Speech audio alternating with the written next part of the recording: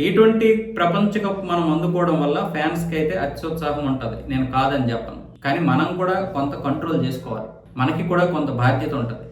ఇంట్లోనే చూడండి అని నేను చెప్పను, సరే రోడ్ల మీదకి వచ్చి సంతోషం కోసం మీరు వస్తారు చేస్తారు ఓకే, కానీ లాఠీ చార్జ్ చేసినంత వరకు ఎందుకు రప్పించుకోవాలి?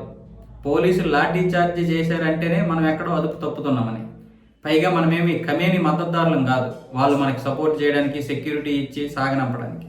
మనం టీమిండియా గెలిచినందుకు అత్యుత్సాహంతో ఉన్నాం కాబట్టి మనల్ని ఖచ్చితంగా కొడతారు. పైగా ఎక్కడ?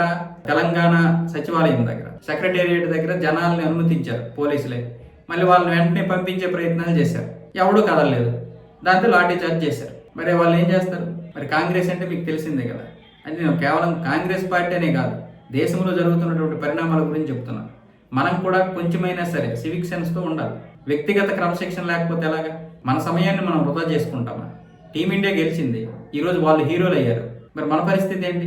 మనం వాళ్ళని ఎంతవరకు లేపాలో అంతవరకు లేపాము, మనం వాళ్ళకి ఎంత మద్దతు ఇవ్వాలో అంత ఇచ్చాం, ఎంత విలువ ఇవ్వాలో అంత ఇస్తున్నాం. కానీ మనకెవడిస్తాడు విలువ?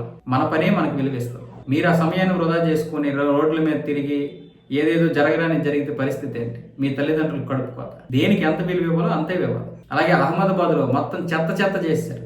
మరి మన సివిక్ సెన్స్ ఏమవుతుంది? వ్యక్తిగత క్రమశిక్షణ లేకపోతే దేశాన్ని ఎవడూ బాగు చేయలేడు. ఏ ప్రభుత్వాలు అయినా సరే సగం మాత్రమే. ఈరోజు అక్కడ మున్సిపాలిటీ వాళ్ళు దాన్ని క్లీన్ చేయొచ్చు, కానీ మన యొక్క ఇదేది?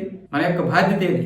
దేశంలో ఏం జరుగుతుందో ఇప్పటికీ కూడా జనాలకి, ముఖ్యంగా చదువుకున్నటువంటి వారికే అర్థం కావడం లేదు.